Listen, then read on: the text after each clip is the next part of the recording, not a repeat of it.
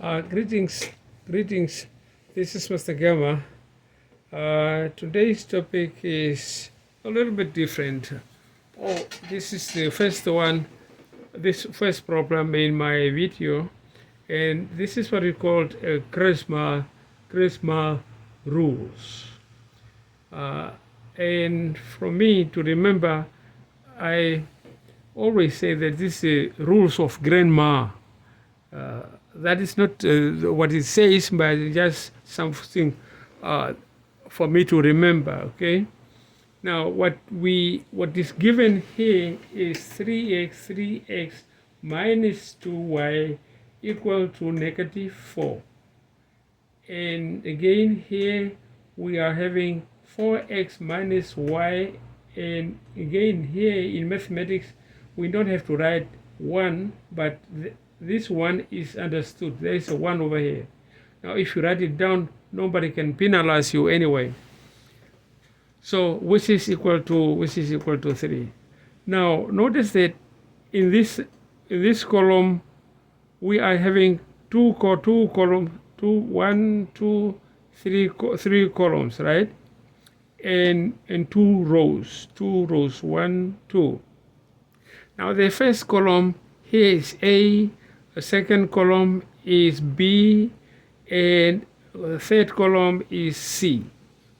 Okay, now if you take a look over here, we are having A sub 1x and A sub 2.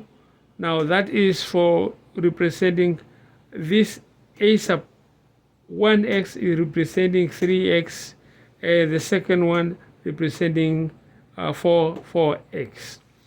Now these two, this is a negative 2, are represented by b sub 1y, b sub 2, that is 1. Now take a look over here. Don't pay too much attention to those. When you substitute those numbers, they will look like this: 3, which is that 3 over there, and 4, that is the 4 what we have there. The negative 2, that is the one what we are having here, and negative 1 is here. Now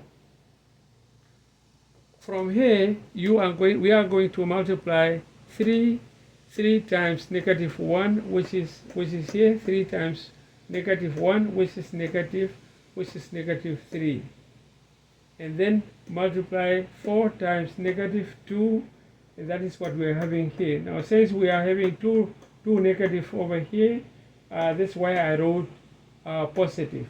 And if you multiply 2 times 4, that will give you 8. Now if you subtract negative 3 from 8, that will give you 5. Okay, let's move along. We go to dx, or d sub x. Now d sub x is taking the column of C. Okay, the column of C, that is what we are having here, and B. Okay, and if you substitute, they will look like this: negative 4 and negative 2, 3 and negative 1. Again, now multiply across, you have negative 4 and negative 1. That is what we are having here. If you multiply 2 negative, of course they will be turn out to be a positive. That's why we are having positive 4 right here. And if you multiply 2 times 3, that will give you 6, and if you add 4 and 6, that will give you 10. So we are having the value of x, or dx. Okay, moving along, we are having dy, which is equal, taking this line, the first line, and the C line.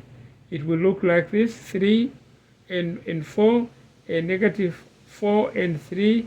Again, if you multiply across, you multiply 3 and 3, that is what we are having here, and that will give you 9 if you multiply 2, 3 and 3.